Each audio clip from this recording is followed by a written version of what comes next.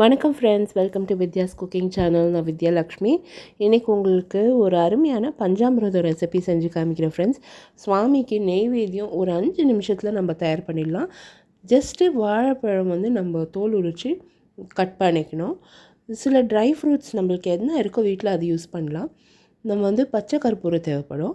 நான் இங்கே பேரிச்சம்பழம், இந்த அத்திப்பழம்லாம் சின்ன சின்னதாக நறுக்கி எடுத்து வச்சுருக்கேன். முந்திரி, பாதாமெல்லாம் தேவைப்படும். கல்கண்டு தேவைப்படும். தேன் தேவைப்படும். கொஞ்சமாக நம்மளுக்கு தூள் சர்க்கரை இல்லைன்னா வெல்லத்தூள் தேவைப்படும். ஏலக்காய், நெய், இதுதான் நம்மளுக்கு தேவையான பொருள். இப்போ நம்ம ஸ்டார்ட் பண்ணிடலாம்.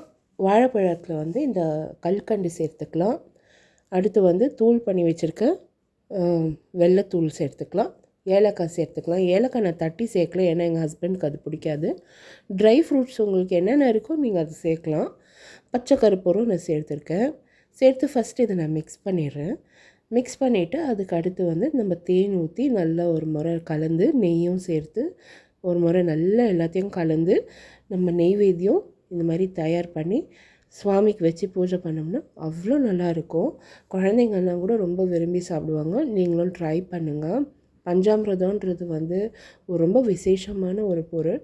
நம்ம இந்த மாதிரி நெய்வேத்தியம் சுவாமிக்கு ரெகுலராக பண்ணி வச்சு பூஜை பண்ணலாம். நீங்களும் ட்ரை பண்ணிவிட்டு உங்களோட கமெண்ட்ஸ் எல்லாம் போஸ்ட் பண்ணுங்கள். இந்த வீடியோ ரெசிபி நீங்கள் என்ஜாய் பண்ணிங்கன்னா மறக்காமல் லைக் பண்ணி கமெண்ட் பண்ணுங்கள். நான் பஞ்சாமிர்தம் ரத சப்தமி அன்னைக்கு பண்ணேன் ஃப்ரெண்ட்ஸ். இது ரத சப்தமி அன்னைக்கு ஒன் ஆஃப் த மெயின் நெய்வேத்தியம் நான் வச்சு சுவாமிக்கு பூஜை பண்ணது. ஸோ நீங்களும் இந்த மாதிரி ட்ரை பண்ணிவிட்டு உங்களோட கமெண்ட்ஸ் எல்லாம் போஸ்ட் பண்ணுங்கள். என்னோடய சேனல் சப்ஸ்கிரைப் பண்ணுங்கள். அடுத்த வீடியோவில் சந்திக்கிறேன். தேங்க்ஸ் ஃபார் வாட்சிங். பை.